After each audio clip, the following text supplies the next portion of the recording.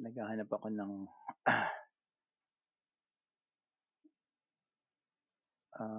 motivation. Tinatamad ako eh. Pero anyway. So, eto example. Baka magustuhan nyo. First of all, eto,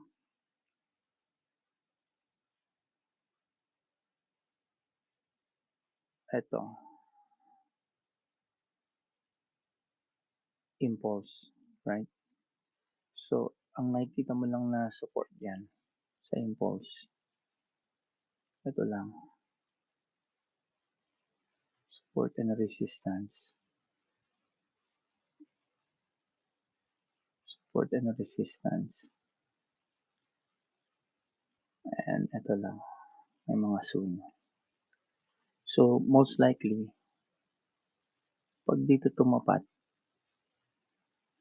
wala kang support ng resistance. Diretso yan. Walang support ng resistance. Ang last na support ng resistance mo pa nga, ito is ito. 1.5 pa. Kasi ito yung susunod na support ng resistance mo.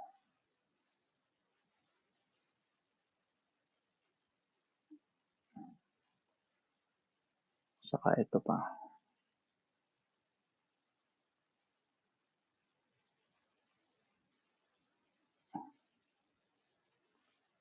Yan. So, may chance pa tong bumaba. May chance pa yung bumaba. Ngayon, nandito pa lang siya.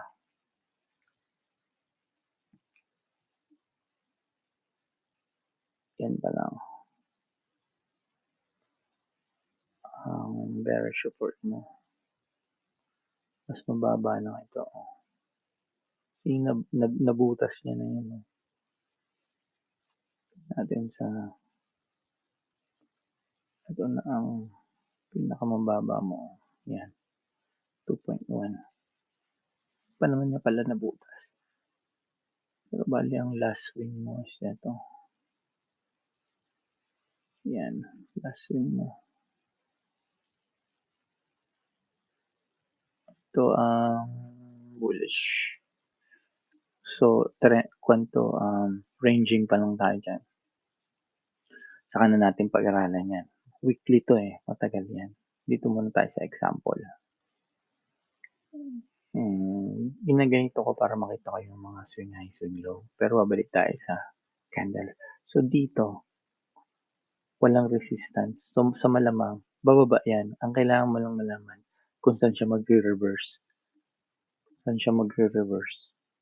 Right? Para dun ka mag-short.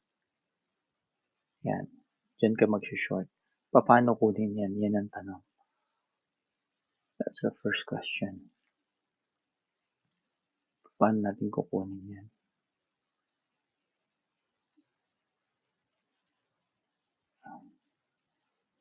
So, ayan ang target natin. Hindi pa daw natin alam. Right? So, ginanito ko para malaman ko kung saan yung swing high, swing low. So, ito yung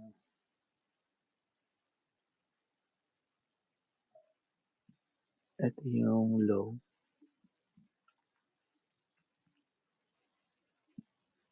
Ang hinahanap, continuation to ha. Napagay natin.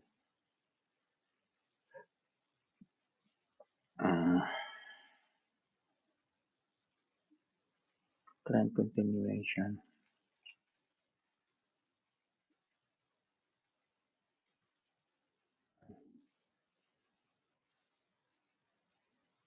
Trend continuation. Ibig sabihin yan, diretso lang yung pababa. So, ang previous high and low mo is ito. Kitang-kita, di ba? And then, ito lang ang support niyan. Dito wala lang support. So, meaning nga, diretso to. Kailangan lang mahanap yung pullback. So, ito ang support niya. Pero yung pinaka-support nito, ito. Yan. Yun.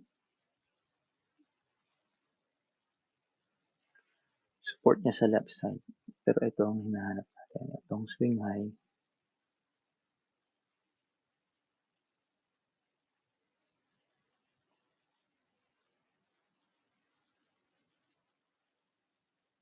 Swing high, and then itong swing low. Swing low, swing high, and then swing low. Okay? So, alam na natin yan. So, kung mag-move ka sa day, then gawin mo ganito. Ilaki natin. So, adjust, swing low, right? Swing high. Yan. Yan ang target natin. Kailangan bumalik ito dyan. Diba? And then, saka tayo maggagawa ng day zone. Ang day zone natin is from, tingnan natin yun.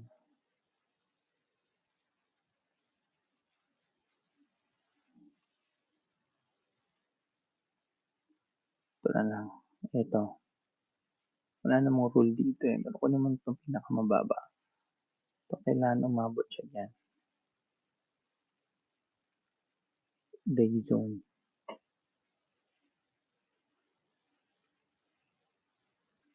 Try natin to.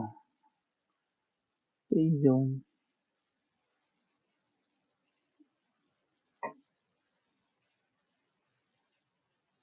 Yan. So, yan ang day zone natin.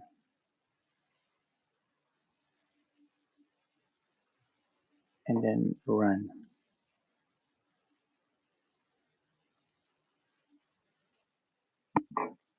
Okay. Umabot na sa day zone natin. So, pagdating ng day zone, kailangan pumunta na tayo ng 4 hours. Dito naman hanapin natin ang termination zone. Ito yung day zone natin, right?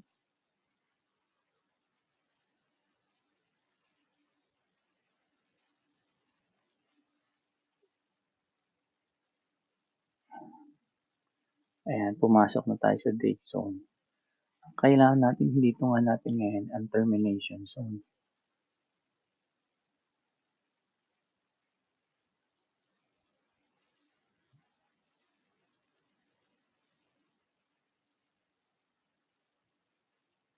Nasa loob ng day zone. Ito, nasa loob tayo ng day zone. Kunin mo yung pinakamataas na neck. Kunin mo yung pinakamataas na neck. Ito ang pinakamataas na neck. And then hanggang dito sa swing high. Yan ang termination zone natin.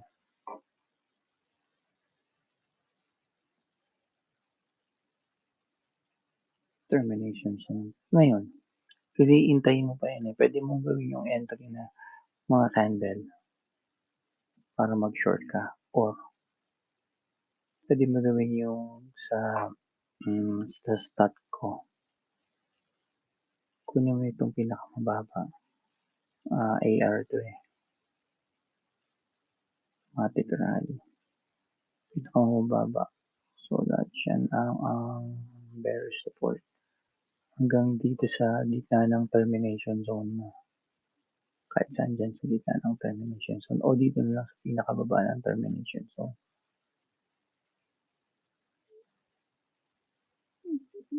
Whether pinakamataas na makita mong ngayon candle. Either dyan. Basta sa loob ng termination zone. Kahit sa gilid. Ito yung stop loss mo. Ito. Stop loss yan, di ba? 1.27 saka 0.27 baliktaran. Yan ang stop loss. SL. Ang entry mo is ito. Potential entries. Hopefully, meron na kayong mga sukat na yan. And entries. Yan. Yan ang entry mo.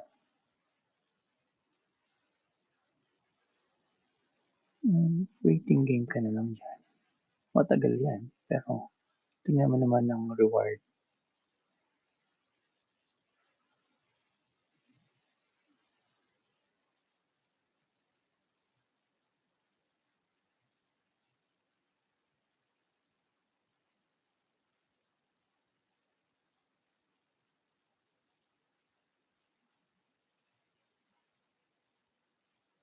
Ayan na.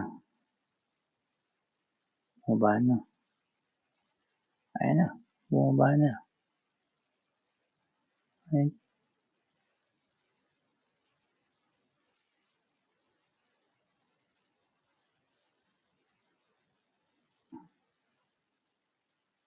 Ano? Hanggang dito yan.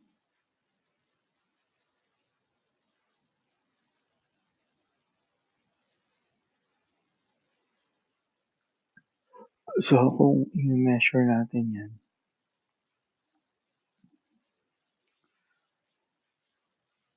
from here, that's 80%. Laking pera niyan, di ba? Anyway.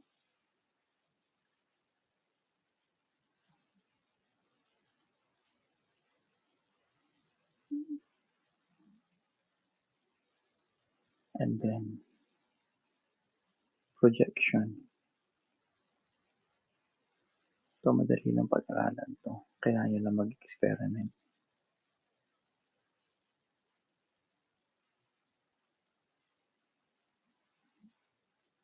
Ito ang target. Estimate.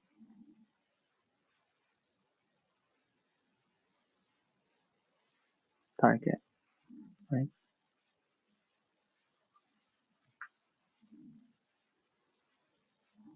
Okay. That's it for now.